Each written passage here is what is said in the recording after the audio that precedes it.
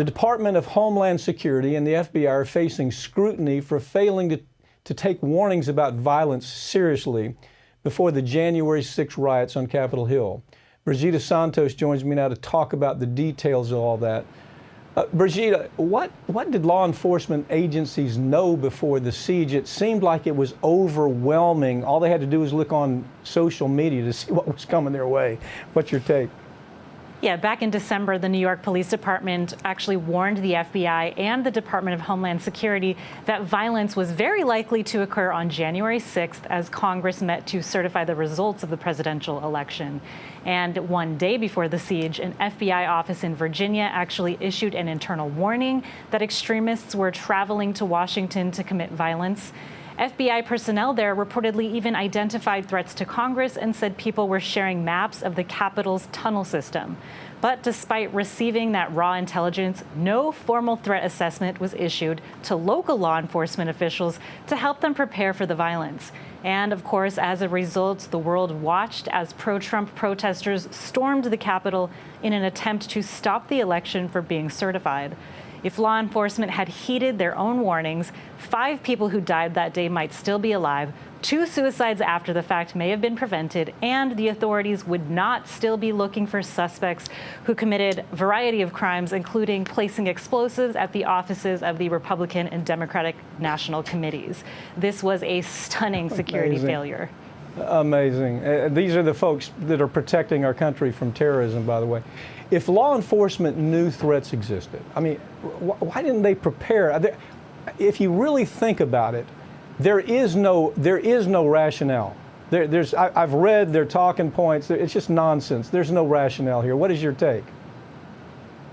No, some FBI officials, they've told reporters that producing a formal threat assessment might have infringed on the free speech rights of demonstrators. But we know that's not really a concern because over the summer, the FBI and DHS took the opposite approach when issuing full intelligence bulletins before the Black Lives Matter protests in Washington.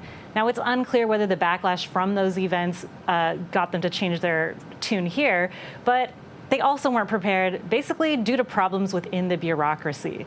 Now, since the siege, law enforcement agencies have been pointing fingers at each other, and while real vulnerabilities have been exposed in the chain of command, there are bigger conversations taking place behind the scenes now about the importance of impartiality in assessing threats. They basically just didn't think these people were going to actually be a threat.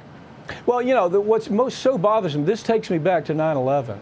When we know that there's this interagency fight, this childish, idiotic stupidity that exists between one agency like the FBI and another agency like the CIA, where they want to own the issue. And so they allowed, in many ways, 9/11 to take place. And this just pops, this first thing that comes to my mind as I read the story. Racism is a problem in America, including law enforcement. And I'm wondering, how common is the problem in policing? Because there are critics out there that are saying part of the problem is racism, because had this been a bunch of, African Americans coming here, we'd had a big old fat problem. What's your take?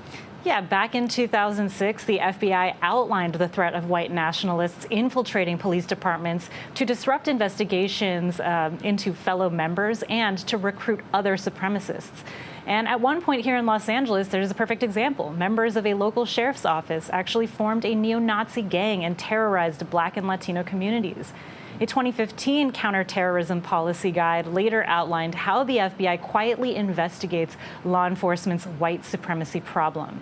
Now, investigations have exposed individual officers and, in some cases, entire agencies with ties to hate groups, yet this problem persists today. Now, since 2001, more than 250 Black officers have sued the Capitol Police Department over racial discrimination. Current and former Black officers there say they're not surprised that rioters wearing or carrying racist symbols burst into the Capitol so easily. Several Capitol PD officers have even been suspended for possible complicity with rioters. One of those rioters was seen carrying a Confederate flag, and officers were just letting them in.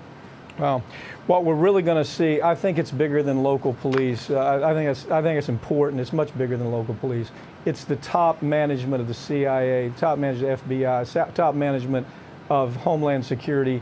that in this situation at least, CI had nothing to do with it because it's domestic, but in a setting where you have to get them to cooperate, I'm still not very optimistic. Thank you for joining me, okay? Thanks, Mike.